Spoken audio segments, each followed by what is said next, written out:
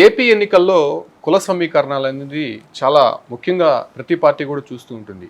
ముఖ్యంగా కాపు సామాజిక వర్గమే ఏపీలో డిసైడింగ్ ఫ్యాక్టర్గా మనం ప్రతిసారి చూస్తూనే ఉంటాం. అంటే కొన్ని నియోజకవర్గాల్లో మాత్రం కాపు నేతలనే ఇన్ఛార్జీలుగా నియమించడము, దాంతోపాటు కూడా ఆ ఒక సామాజిక బలాన్ని చూసుకొని ఎన్నికలు వెళ్ళేటువంటి ప్రక్రియ జరుగుతూనే ఉంటుంది. కాకపోతే ప్రస్తుతం ఏపీలో ఇద్దరు ముఖ్య నేతలు, ఒకటి ముద్రగడ పద్మనాభం, మరోవైపు హరిరామ జోగయ్య, వీళ్ళు ఎటువైపు ఏ పార్టీ వైపు మొగ్గు చూపుతారనే దీనిపైన ప్రస్తుతం తీవ్రంగా చర్చ జరుగుతోంది. అయితే ముద్రగడ పద్మనాభం జనసేన వైపు చూస్తున్నారనేటువంటి ఒక చర్చ అయితే ప్రస్తుతం జరుగుతోంది. సో ఇదే ఇష్యూ పైన మనతో మాట్లాడడానికి టీటీడీ మాజీ పాలక మండలి సభ్యులు ఓవి రమణ గారు మనతో ఉన్నారు. సార్ నమస్తే. ఏంటి ఎన్నికల దగ్గర పడుతోంది, కాపు సామాజిక వర్గానికి సంబంధించినటువంటి నేత ముద్రగడ పద్మనాభం గతంలో వైసీపీలో ఉన్నారు, ఇప్పుడు ఉన్నారో లేదో తెలియదు, నెక్స్ట్ ఏ పార్టీ వైపు వెళ్తారో అనే అంశం పైన ప్రస్తుతం తీవ్రంగా చర్చ జరుగుతుంది. అసలు ముద్రగడ పద్మనాభం అంశాన్ని చూస్తే ఎలా చూస్తారు? కాపు జాతిలో రాయలసీమ ప్రాంతంలో బలిజీలు ఉంటాం, అటుపక్క కాపులు, మున్నూరు కాపులు, తెలగ, ఒంటరి, రకరకాల కీర్తన. బట్ మొత్తానికి అత్యధిక జనాభా కలిగిన, శాతం కలిగిన ఒక కులం. ఇక్కడ మేము 13% రాయలసీమలో ఉన్నాం, కాపుల కంటే ఎక్కువ ఉన్నామని మేము కూడా గతంలో రిజర్వేషన్స్ దగ్గర నుంచి కూడా మాట్లాడుతూనే వచ్చాము. ఇక్కడ మీరు చెప్పిన రాజకీయ అంశాలు తీసుకొని వస్తే, ఈ రాజకీయ అంశాల్లో మేము మొదటి నుంచి కూడా ఏంటంటే, ఎవరైతే కాపు నాయకుడు ముద్రగడ పద్మనాభం కానీ, అంతకుముందున్న హరిరామ జోగ మొన్న వచ్చాడు, అంతకుముందున్న మిర్యాల వెంకట్రావు కానీ, పిళ్ళ వెంకటేశ్వర కానీ, వీళ్ళంతా కాపు నాయకులు. కాపునాడు పేరుతో పెట్టుకున్న వాళ్ళు. మేమంతా కూడా వాళ్ళ అధ్వర్యంలోనే మనమంతా ఈ రాష్ట్రంలో ఒక యూనిటు, బలిజైనా కాపు అయినా అని చెప్పి ఉద్దేశంతో నడుస్తూ వచ్చాం. ముద్రగడ పద్మనాభం గారు వచ్చిన తర్వాత ఏం చేశారంటే, కొంచెం పక్కదారి పట్టింది. ఎట్లా పక్కదారి పట్టిందంటే, మీరు ఒక సామాజిక వర్గాని కోసం పోరాడుతున్నాము, ఈ కాపు సామాజిక వర్గం మాకు బీసీలు చేయాలి, వెనకబడి ఉన్నాము, బాగా ఆర్థికంగా వెనకబడి ఉన్నాము, రాజకీయంగా వెనకబడి ఉన్నాము అనే ఒక యాంగిల్ తీసుకొని మాట్లాడుతున్న సందర్భంలో పక్కన ఇంకో సామాజిక వర్గాన్ని కూర్చోబెట్టుకొని మీరు ప్రెస్ మీట్ పెట్టి మాట్లాడినప్పుడు మేము బాగా గట్టిగా విభేదించాం. మీరు పక్కన కూర్చోబెట్టుకుని ఏ సామాజిక వర్గాన్ని కూర్చోబెట్టుకున్నా ఆ సామాజిక వర్గం చేతుల్లో మేము ఇక్కడ అణగదొక్కబడ్డాం రాయలసీమలో. ఇటువంటి నేపథ్యంలో మీరు వాళ్ళని పక్కన కూర్చొని పెట్టి చెప్పిన తర్వాత మా వాల్యూ ఏముంటుంది, మా ఉనికి ఏముంటుంది, మా రాజకీయ ప్రాధాన్యత ఏమవుతుంది? గతంలో మేము ఇక్కడ దాదాపు 10 సీట్లలో బలిజీలో రాజకీయంగా అవకాశాలు కల్పించిన తెలుగుదేశం పార్టీ ఎన్టీ రామారావు క్రమంగా అది ఎక్కడికి దిగజారిందంటే 78 నియోజకవర్గం ఉన్న ఈ ప్రాంతం, బలిజీలు ప్రాబల్యం కలిగిన ఈ ప్రాంతంలో ఒక స్థాయికి పడిపోయింది. ఈరోజు జగన్మోహన్ రెడ్డి పుణ్యమని ఆ ఒక సీటు కూడా పోయింది. అదే కాపులకు వచ్చేటప్పటికి ఏమైపోయింది, వాళ్ళకున్న 2 జిల్లాల్లో 3 జిల్లాల్లో వాళ్ళకుంటే వాళ్ళకు రావాల్సిన 15 సీట్లు 20 సీట్లు కాపులు వాళ్ళు మంత్రులు అవుతున్నారు, ఎమ్మెల్యేలు అవుతున్నారు. అయ్యా మాకు ఆ సమతుల్యం మాకు జరగట్లేదు, మాకు అన్యాయం జరుగుతుంది. మీరు వేరే సామాజిక రంగం కూర్చోపెట్టి పక్కన కూర్చొని ప్రెస్ మీట్ పెట్టి వాళ్ళు చెప్పున వాళ్ళ అజెండా ప్రకారం మీరు చేస్తే జాతికి ద్రోహం చేసినట్టు మేము విభేదించిన మాట వాస్తవమే. కానీ చాలా సందర్భాలు నేను వాళ్ళ ఇంటికి వెళ్ళాను, ముద్రగడ పద్మనాభం కిల్లంపూడి వాళ్ళ ఇంటికి వెళ్ళాము, 2-3 మీటింగ్లు జరిపాము. చెప్పిన తర్వాత ఆయన అప్పుడు కొంచెం మాతో ఎక్కువ వేయించలేదు. ఎవరైతే ఏ సామాజిక వర్గం నన్ను పక్కదారి పట్టించిందో, తప్పుదో పట్టించిందో అని తెలుసుకున్నాడు. ఆయన అవకాశం కోసం ఆయన వాడుకున్నారు. ఆయన అవకాశవాది కాదంటారా? ఆయన అవకాశం కాదంటే ఆయనకు రాజకీయ అవకాశం కల్పించింది తెలుగుదేశం పార్టీ, ఆయనకు మంత్రి పదవి చేసింది తెలుగుదేశం పార్టీ.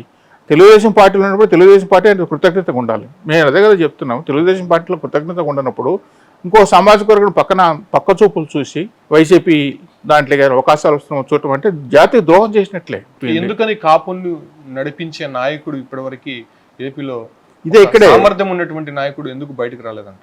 నాయకులకు వచ్చిన ఆ నాయకులకి ఏమైపోయిందంటే, ఆ టైంకి వాళ్ళ వరకు వాళ్ళ పరిమితం అయితే వచ్చారు. ఆ స్వార్థం వాళ్ళ పరిమితి వరకు లేదా వాళ్ళ ఫ్యామిలీ వరకు పరిమితం వచ్చారు. కానీ ఒక దూరదృష్టితో కానీ బ్రాడ్ థింకింగ్ కానీ ఈ జాతి బాగుపడాలి అంటే, ఇక్కడ ఈ ఆంధ్రప్రదేశ్లో వచ్చిన ఇక్కడ నష్టం ఏంటంటే, ఈ సమైక్యత లేకపోవటం వల్లే ఇదే జాతికి సంబంధించిన మున్నూరు కాపులు తెలంగాణ ప్రాంతంలో మొత్తం వాళ్ళు కూడా కాపులే. వాళ్ళు సమైక్యత ఉన్న ద్వారా మనం బీసీలు చేసుకోగలిగారు. ఈరోజు తెలంగాణలో ఉన్న డి శ్రీనివాస్ కానీ, కేశవరావు కానీ, నాగేందర్ కానీ, పెద్ద హనుమంతరావు కానీ, అక్కడున్న స్టేవర్స్ అంతా, లీడర్స్ అంతా, పెద్ద లీడర్ అంతా వాళ్ళు బీసీలు అయిపోయారు. ఎందుకు వాళ్ళ ఐక్యత వచ్చింది, రాజకీయంగా పెద్ద పొజిషన్లోకి వెళ్ళారు. ఆ ఐక్యత ఇక్కడ లోపించింది. ఇక్కడ లోపించడానికి కారణం ఏంటంటే, స్వార్థంతో కూడుకునే రాజకీయాలు కొంతమంది చేసిన దానివల్ల అయిపోయింది. అంటే మీరు అన్నట్టు సపోర్ట్ చేస్తున్నట్టు లేదు. వైసీపీలో ఒక 3 సీట్లు అడిగాము, ఆ సీట్లు అక్కడ కుదరదని చెప్పి చెప్పడంతోనే మేము మళ్ళీ ఇంకో పార్టీ వైపు వెళ్తున్నాం అనేటువంటి ప్రచారం తీవ్రంగా జరుగుతోంది. అది వాస్తవం కాదంటారా? అది అంతవరకు నాకు తెలియదు. ఆయన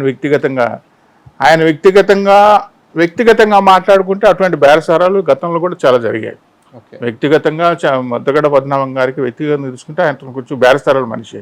ఎందుకంటే గతంలో ఎలక్ట్రిసిటీ బిల్ కట్ చేస్తానని అలిగి ఇంట్లో నిరాదీక్ష చేయటం కానీ, తర్వాత ఆయనకి ఏదో సరైన ప్రాధాన్యత ఇవ్వలేదని చెప్పని ఒకసారి అలగటము, విజయభాస్కర్ రెడ్డి పీరియడ్లో ఆయనకు సరైన మంత్రి పదవి రాలేదని అప్పుడు అలగటము, ఆయన మంత్రి అయిన తర్వాత కాపులకు ప్రవేశం లేదని బోర్డు పెట్టడము, ఇటువంటి ఆయనకి కొంచెం సుధాగా తీసుకుంటే ఇటువంటి లక్షణాలు మీరు అన్నట్టు ఇవన్నీ చేయడం పట్ల వేరే సామాజిక వర్గానికి సంబంధించినటువంటి పార్టీలో ఉన్నారు కాబట్టి, సో ఆ సామాజిక వర్గాన్ని తిట్టించడానికి ముద్రగడ పద్మనాభంని దగ్గర చేర్చుకొని ఆయనకి కొన్ని ఆఫర్స్ ఇచ్చి పెట్టుకున్నారనేటువంటి విషయం వాస్తవం అంటారా? ఇప్పుడు వేరే సామాజిక వర్గాన్ని ఈయనే కదా పక్కన పెట్టుకొని కూర్చోబెట్టి ఉద్యమం చేసింది. ఏ సామాజిక వర్గాన్ని ఆ రోజు పక్కన పెట్టుకున్నాడో, ఎందుకు పెట్టుకున్నాడో ఆయన సమాధానం చెప్పాలి. ఆ సామాజిక వర్గం పెట్టుకోవడానికి అర్థమైంది. నువ్వు సామాజిక వర్గం కోసం ప్రాణం ఇస్తాను, సామాజిక వర్గం కోసం నేను సర్వస్వం దారిపోస్తానని చెప్పిన వ్యక్తివి, మరి ఆ పక్క సమాజం పెట్టడం సమాధానం ఆయన చెప్పుకోవాలి. నువ్వు చంద్రబాబు నాయుడు బీసీలు చేస్తే ఆయన కాళ్ళు గడి నెత్తి నీళ్లు చల్లుకుంటా అని చెప్పిన వ్యక్తి మీరే కదా. మరి అప్పుడు ఎందుకు? అదే నేను చెప్పేది. ఆ రోజు మేము ఆ ప్రభుత్వం అదే చెప్తున్నాం. మరి ఆయన ఆ బీసీ కింద మనం చేస్తూ రికమెండ్ చేస్తూ పార్లమెంట్కి పంపించాడు, మంజునాథ కమిషన్ వేశాడు, మంజునాథ కమిషన్ కూడా చెప్పాడు మీరు సర్వే చేయండి అని. స్టేట్ మొత్తం తిరిగారు. ఆపద్దు కూడా ఎందుకు ఆ సర్వే రిపోర్ట్ బయటకు రాలేదంటారు? సర్వే రిపోర్ట్ బయటికి రాకపోవడానికి కారణం ఏంటంటే ఇక్కడ వచ్చిందను ఒకే కేటగిరీ కాపు అంటే కష్టం. ఎందుకంటే డివిజన్ చేయాలి. రాయలసీమ ప్రాంతాల్లో ఉండే వాళ్ళనేమో బీసీలు చేయడానికి అవకాశం ఉంది, బలిజల్ని. అక్కడ ఆ ప్రాంతంలో కాపులు చేయడానికి వాళ్ళకి ఆర్థికంగా బాగా ఉన్నారు కాబట్టి వాళ్ళని బీసీలు చేయడానికి ఇది అవుతుంది. 300 కాపులు చేయడం అంటే 300 కాపులు వెనకబడి ఉన్నారు కాబట్టి అది గతంలో గడిచిపోయింది. అలాగే శ్రీకాకుళం, విజయనగరం ప్రాంతంలో ఉంటే తూర్పు కాపులు కూడా బాగా వెనకబడి ఉన్నారు కాబట్టి వాళ్ళని బీసీలకు గతంలో జరిగిపోయింది. అదే సెట్టిబల్జ కూడా శ్రీకాకుళం, విజయనగరంలో సెట్టిబల్జ, ఇక్కడ సెట్టిబల్జ, రాయలసీమలో సెట్టిబల్జ, మేము ఓసీలం. ఇదే సెట్టిబల్జ అక్కడికి వెళ్తే బీసీలు, శ్రీకాకుళం, విజయనగరంలో బీసీలుగా ఉన్నారు. ఇది ఎందుకు వచ్చిందంటే ఒక అన్సైంటిఫిక్గా డివైడ్ చేశారు. రాజకీయ అవసరాల కోసం అప్పుడున్న ముఖ్యమంత్రులు వాళ్ళకు అనుకూలంగా ఇక్కడ ఉన్నారు అక్కడ బీసీలు చేయటము, రాజకీయ ప్రాధాన్యత కల్పించకపోవటము అట్లా జరిగిపోయింది. ఇప్పుడు బొత్స సత్యనారాయణ తూర్పు కాపు కిందకి తూర్పు కాపు అంటే బీసీ అలాగ గడిచిపోయింది. ఈ ప్రాంతంలో మాకు నిజంగా న్యాయం జరిగింది. వీటి కోసమే ఆయనతో మాట్లాడుతున్నాం. ఎందుకంటే ఆయన కాపు తుని సంఘటన అయిన తర్వాత కాపు నాయకుడు ఎదిగాడు. ఆయన తుని సంఘటనకు ముందు ముద్రగడ పద్మనాభం పెద్దగా లేదు. ముద్రగడ పద్మనాభం ప్రభావం తుని సంఘటన జరిగిన తర్వాత ఒక కాపు నాయుడుగా నేషనల్ వైడ్ ఎమర్జ్ అయ్యాడు కాబట్టి, సో మనమంతా కలిసి ఒక తాటిపైకి వద్దాం, మనం ఉద్యమాన్ని కలిసి చేద్దాం, మేము కూడా మీతో సమానం కదా, మీకు సోదరులతో సమానం అన్నప్పుడు ఆయన కొంచెం విభేదించాడు మాకు. ఆయన విభేదించడానికి కారణం ఏంటంటే ఆయన పక్కన పెట్టుకున్న ఆ పార్టీతో ఆయనకి ఏ విధంగా ఆయన ప్రలోభ పెట్టింది, ఏ విధంగా ఆయన మోసపోయాడు ఇప్పుడు తెలుసుకున్నాడు కాబట్టి ఇప్పుడు మనమంతా ఒకటిగా ఉంటాం. ఎందుకు ఆ పార్టీని ఇన్ని రోజులు బీసీలో చేర్చమని చెప్పి అడగలేదు? కనీసం ఒక్క మాట కూడా మాట్లాడలేదు. అడగకపోగా మాకు బాధ ఏంటంటే రాజకీయ సులభం కాదంటారా? డెఫినెట్గా రాజకీయ ఇప్పుడు మేమేం అడుగుతున్నామంటే ఇప్పుడు ఆయన రాజకీయ సులభాలు ఏమున్నాయనేది వ్యక్తిగతం. ఆయనకు స్వార్థం ఏముంది, ఈయన ఏం అడిగాడు, ఆయన ఏమి ఇస్తున్నాడు, ఆయన ఇప్పుడు ఎందుకు ఇవ్వనన్నాడు, ఈయన ఎందుకు తీసుకోలేదు అని పక్కన పెడితే మేము ఏ యాంగిల్లో చూస్తున్నాం? రాజకీయంగా యాంగిల్ కాదు, మేము సామాజిక వర్గ యాంగిల్లో ఆలోచిస్తున్నాం. ఆయనకి ఇప్పుడు ఇక్కడికి వచ్చినంత మాత్రం నెత్తిన కిరీటం పెడతాడా, చంద్రబాబు ఏమన్నా ఇస్తాడా, వాటి గురించి మేము మాట్లాడటం లేదు. ఇప్పుడు కులమంతా ఒక తాటిపైకి వస్తే అట్లీస్ట్ మేము మాట్లాడదామంటే, మార్నింగ్ ప్రెస్ మీట్లో కూడా మేము మాట్లాడిందామంటే మేము 20%, 24% అని మేము క్లెయిమ్ చేస్తున్నాం. మేము ఆ దామాష ప్రకారం మేము 70 సీట్లు ఇస్తే 70 సీట్లు మేము పోటీ చేసే స్థాయిలో మేము లేము. ఆర్థికంగా అంత పెద్ద స్థాయిలో మేము లేము. కాకపోతే ఎందుకు అడుగుతున్నామంటే దామాష ప్రకారం తీసుకున్నా మిగతా కమ్యూనిటీలో అంత రాజకీయం ఎదుగుతుంటే రాజకీయ ప్రస్థానం మాకు కల్పించండి. అంటే ప్రతి నియోజకవర్గంలో కూడా ఎక్కడైతే వీళ్ళ ప్రాబ్లం ఉందో రాయలసీమలో కానీ క్లారిటీ రావాలి. మా సామాజిక వర్గం ఎక్కువ ఉందని మీరు చెప్తున్నారు, మరి ఇంకొక సామాజిక వర్గాన్ని మీరు అర్జించడం ఏంది? మా సామాజిక వర్గానికి ఎక్కువ సీట్లు ఇవ్వండి, మా సామాజిక వర్గం గుర్తించండి అనేది అదే కదా. ఇక్కడ అందులో మీలో మీకు యూనిటీ లేనట్టే కదా. ఇప్పుడు ఇక్కడికి వచ్చిందంటే కారణం ఏంటంటే అదే కారణం. ఇప్పుడు తెలంగాణలో ఉన్న 300 కాపులకు అక్కడ గొడవలు లేవు. కనీసం రాజ్యాధికారం రాలేదు, సరే అది పక్కన పెడదాం. కనీసం బీసీల్లో చేర్చాలనేటువంటి ఒక ఎజెండాను కూడా ముందుకు తీసుకోలేనటువంటి పరిస్థితుల్లో ఉన్నారు. ఆ నాయకత్వం ఎవరు వహించట్లేదు. వస్తున్నారు, వారి రాజకీయాల స్వలాభం కోసం వాళ్ళ పని వాళ్ళు చేసుకోబోతున్నారు. ఎట్లా మీ సామాజిక వర్గం గెటాన్ అవుతుంటారు? ఇదే ఇక్కడ వచ్చిన లోపం మీద ఏంటి కారణం ఏంటంటే ఈ ఒకటి నెంబర్ ఎక్కువగా ఉండటము, స్వార్థం ఇమిడి ఉండటము. ఒక ప్రాంతంలో ఒక్కొక్క నాయకుడు ముద్దగడ పద్మనాభపోతాను హరిరామజోగి వస్తాడు, హరిరామజోగి పోతాడు ఇంకొకరు వస్తారు. అంతకుముందు పిళ్ళా వెంకటేశ్వరరావు వచ్చాడు. ఎవరి స్వార్థం మిర్యాల వెంకట్రావు ఉన్నాడు, ఆయన ఒక చైర్మన్ తీసుకున్నాడు, వాళ్ళ కొడుకు ఒక పదవి ఇప్పించుకున్నాడు, ఆయన వెళ్ళిపోయాడు. సో వాళ్ళ కంట్రోల్లో మేమున్నాం. రాయలసీమలో బలిజీలో ఉద్యమం ఇచ్చింది ఎప్పటి నుంచి ముద్దగడ పద్మనాభం తుని సంఘటన చేసి ఆయన స్వార్థంలో పక్కాల సామాజిక వర్గాన్ని పెట్టుకొని ఆయన చేస్తున్నప్పుడు అడిగాం. మీరు అడిగిన ప్రశ్నకు మీది ఇంత సామాజిక వర్గం ఉన్నప్పుడు పక్కన తక్కువ సామాజిక వర్గం ఉన్న వాళ్ళు అడుక్కోవడం మీరేందండి రైట్ క్వశ్చన్. మేము అదే అడిగేది. మేము వాళ్ళకి వాళ్ళని అడుక్కోవడమే కాదు, వాళ్ళ చెప్పు చేతుల్లో వెళ్ళిపోయాం. మేము ఇంత నెంబర్ ఉన్నా కూడా ఈ ప్రాంతంలో వాళ్ళ దయాదర్శన పైన ఉండిపోయినాం మేము. అందుకే కదా చెప్తున్నాము 52 నుంచి 70 నియోజకవర్గాల్లో ప్రాబల్యం అనే కులము ఒక సీటుకు పరిమితమైంది. ఇప్పుడు ఆ సీటు కూడా లేకుండా పోయింది మాకు, కానీ మీకున్నాయి అని మాట్లాడుతున్నాం. దీనికి మేము కలిసిపోదామన్నప్పుడు ఏం చేసిన రాజకీయ ప్రయోజనాలు అక్కడ పనిచేసాయి కాబట్టి వాళ్ళ కోఆపరేషన్ వెళ్ళింది కాబట్టి మేము ఒంటరి వాళ్ళం అయిపోయి అక్కడికి మేము ఉద్యమం తీసుకొచ్చాం. మన చంద్రబాబు నేను తెలుగుదేశం కూడా చెప్పాం, అయ్యా మాకు ఇప్పటికైనా మీరు ప్రాధాన్యత కల్పించండి అని చెప్పి రాయలసీమ వాళ్ళకి అన్యాయం జరిగింది. ప్రతి సందర్భంలో కూడా చెప్తున్నాను, ప్రతి రాయలసీమలో మాత్రం బలిజీలకు అన్యాయం జరిగింది. కమ్మ సామాజిక వర్గానికి చంద్రబాబు ఉన్నారు, రెడ్డి సామాజిక వర్గానికి జగన్మోహన్ రెడ్డి ఉన్నాడు.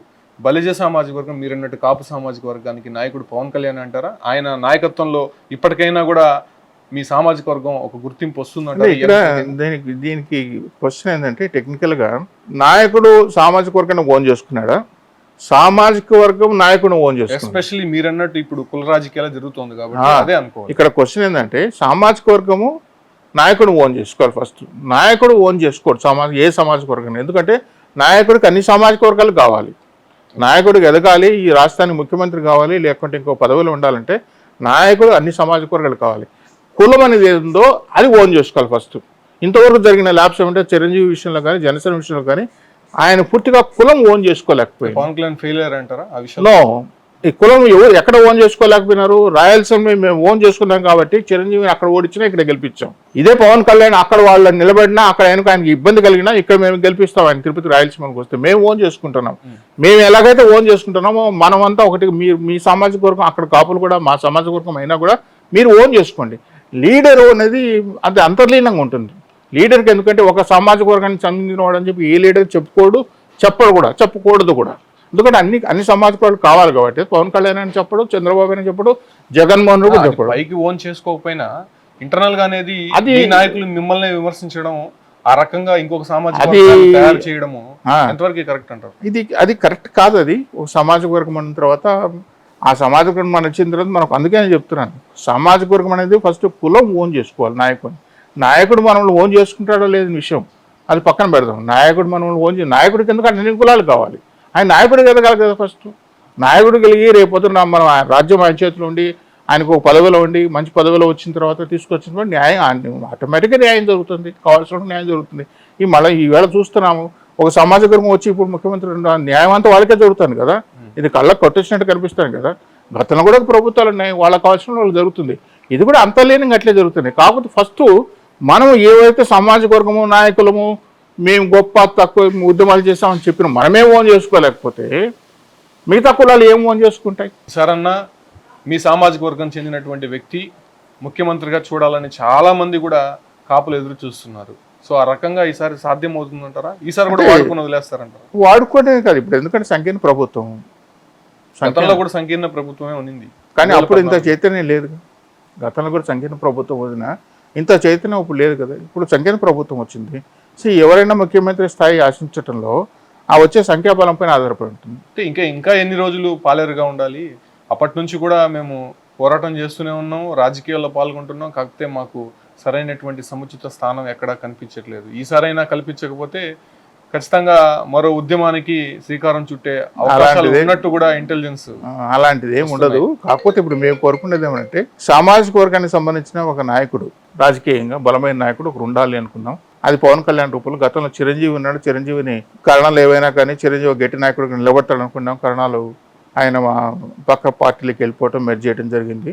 బలమైన నాయకుడిగా ఉన్నాడు. ఎందుకు ఇప్పుడు బలమైన నాయకుడిగా మేము గట్టిగా చెప్పాల్సి వచ్చిందంటే పవన్ కళ్యాణ్ 10 ఏళ్ల పాటు ఇన్ని ఆటుపోట్లన్నా పార్టీ నిలబెట్టాడు. ముఖ్యమంత్రి ఎవరు, ముఖ్యమంత్రి అభ్యర్థిగా ప్రకటించాలి అనేటువంటి స్లోగన్ బాగా వినిపిస్తోంది కాపుల్లో. అది అది అది ఎప్పుడు కూడా నెంబర్ పై డిపెండ్ అయ్యి ఇప్పుడు ఎప్పుడు కూడా నెంబర్ ఏంటంటే జనసేన పార్టీలో ఎంతమంది అభ్యర్థి జనసేన పార్టీలో ప్రస్తుత పరిస్థితుల్లో అంత ముఖ్యమంత్రి స్థాయి కావాల్సినంత మంది అభ్యర్థులు అయితే లేరు. ఇప్పుడు ఈయన బలవంతుడు నాయకుడనే కదా బీజేపీ పార్టీ ఈయన తీసుకొచ్చి ఇంత కలుపుకునేది. ఇవి చంద్రబాబు నాయుడు గారు మనం కలిసి ప్రయాణం చేద్దాం అనుకున్నా. ఇప్పుడు ఉమ్మడి మేనిఫెస్టో పెడదాం అనుకున్నాం. 2014 ఇవన్నీ లేవు కదా. ఉమ్మడి మేనిఫెస్టో పెడదాం అనుకున్నాం. కలిసి వెళ్ళడం వేరు, రాజ్యాధికారి రేపు ముఖ్యమంత్రి కావాలంటే ఇప్పుడు మాకైతే జనసేన పార్టీకి సముచితమైన స్థానాలు వస్తే డెఫినెట్ గా రేపు అడిగేదానికి అవకాశం ఉంటుంది. డెఫినెట్ గా సముచితమైన స్థానాలు వచ్చి తెలుగుదేశం పార్టీ కంటే ఎక్కువ స్థానాలకి జగన్మోహన్ పార్టీకి వస్తే ఆటోమేటిక్ గా చంద్రబాబు నాయుడు పవన్ కళ్యాణ్ ఒప్పుకొచ్చినాయి కదా. పవన్ కళ్యాణ్ తక్కువ సీట్లు వచ్చి రేపు చంద్రబాబు నాయుడుకి వస్తే ఆయనకు అవకాశం ఇవ్వాల్సింది కదా. ఇది అల్టిమేట్గా ఏంటంటే నెంబర్ గేమ్, ఎవరికి ఎక్కువ సీట్లు వస్తాయని. ముద్రగడ పద్మనాభం అనేటువంటి వ్యక్తి, హరిరామ్ జోగి అనేటువంటి వ్యక్తి పవన్ కళ్యాణ్ని విమర్శించినటువంటి వ్యక్తే. ఇప్పుడు మళ్ళీ ఆ పార్టీలోకి వచ్చిన తర్వాత నిజంగా లాభం ఉంటుందంటారా? ముఖ్యంగా ఉభయ గోదావరి జిల్లాలో డెఫినెట్గా ఉపయోగం ఉంటుంది. ప్రధానంగా ముద్రగడ పద్మనాభం అంటే ఒక కాపు నేతగా అంతే. మీరు చెప్తే ఆ విధంగా తీసుకుంటే ఈ కులానికి ఒక తాటిపై నడిపించిన ఏకైక నాయకుడు రంగా అనేది కాపు జాతి ఈరోజు గర్వంగా చెప్పుకోగలిసిన వ్యక్తి అంటే వంగవీటి రంగా. ఆ వంగవీటి రంగా అనే అతనికి రాజకీయ అజెండా కంటే కూడా జాతి ప్రయోజనాల కోసం కుమారుడు రాధా వైసీపీ వైపు చూస్తున్నాడు. సరే, ఆయన తెలుగుదేశంలో ఉన్నాడు, వైసీపీ వైపు చూస్తున్నాడు. ఆయన రాజకీయ అవసరాల కోసం అట్లా ఉంటాడు. దానికి మనం ఏం చేయలేము. అతను ఒకరికి ఇప్పుడు ముద్రగడ్డ పద్మనాభకు ఎందుకంటే ఆ ఏరియాని నేను వెళ్ళొచ్చాను, మొత్తం అంతా వెళ్ళొచ్చి చేస్తే అక్కడ జాతికి బాగా విధానం ఉంది. సామాజిక వర్గాన్ని తాకట్టు పెట్టాడు అనేటువంటి విమర్శలు. ఈసారి ఇక్కడ ఏంటంటే సామాజిక వర్గం చైతన్యం వచ్చింది. సామాజిక వర్గం చైతన్యం వచ్చింది కాబట్టి సామాజిక వర్గం అనుగుణంగా ముద్రగడ్డ పద్మనాభం కూడా ఈరోజు నేను వస్తున్నాను అంటున్నాడు. కానీ ఇంతకుముందు ఎంతలేంది ముద్రగడ్డ పద్మనాభం నాయకుడు అని చెప్పి అనుకునేవాళ్ళు. ఇప్పుడు సామాజిక వర్గం తయారైంది. సామాజిక వర్గం మనం ఇప్పుడు కూడా మారకపోతే మనం వెనకబడిపోతాం తెలిసింది కాబట్టి ఆటోమేటిక్ ముద్రగడ పద్మనాభం కూడా వచ్చారు. అక్కడ వాళ్ళలో కూడా చైతన్యం వచ్చింది. అందుకు మేము సంతోషిస్తున్నాం. ఒకటిగా ప్రయాణం చేద్దామని చెప్పి డిసైడ్ చేసుకున్నాం. ముద్రగడ పద్మనాభం కావచ్చు, హరిరామ్ జోగి కావచ్చు, అంటే రానున్న ఎన్నికల్లో కాపు ఉద్యమ నేతలుగా వీళ్ళు ఉన్నారు కాబట్టి వచ్చే ఎన్నికల్లో కూడా డిసైడింగ్ ఫ్యాక్టర్ కాపులే అవుతారు కాబట్టి ఖచ్చితంగా వాళ్ళు వస్తే పార్టీ బలపడేటువంటి అవకాశం ఉంది. పూర్వవైభవం వచ్చేటువంటి సందర్భాలు కూడా ఎక్కువ కనిపిస్తున్నాయి కాబట్టి సో ఆ రకంగా ప్రస్తుతం రాజకీయాలన్నీ కూడా కొంత చర్చనీయాంశంగా మారుతోంది. ఖచ్చితంగా ముద్రగడ పద్మనాభం కానీ హరిరామ్ జోగే కానీ అటు టీడీపీ జనసేన వైపు చూస్తున్నారు కాబట్టి ఆ దశగా ఫలితాలు కూడా మెండుగా ఉండేటువంటి అవకాశం స్పష్టంగా కనిపిస్తోంది. ఈ రకంగా కాపు జాతి కూడా ఒక రాజ్యాధికారం వైపు నడిచి వెళ్లే విధంగా కూడా కొన్ని సూచనలు కనిపిస్తున్నాయనేటువంటి విషయాన్ని మాత్రం ఓవి రమణ స్పష్టం చేస్తున్నారు. Keep watching Suman TV.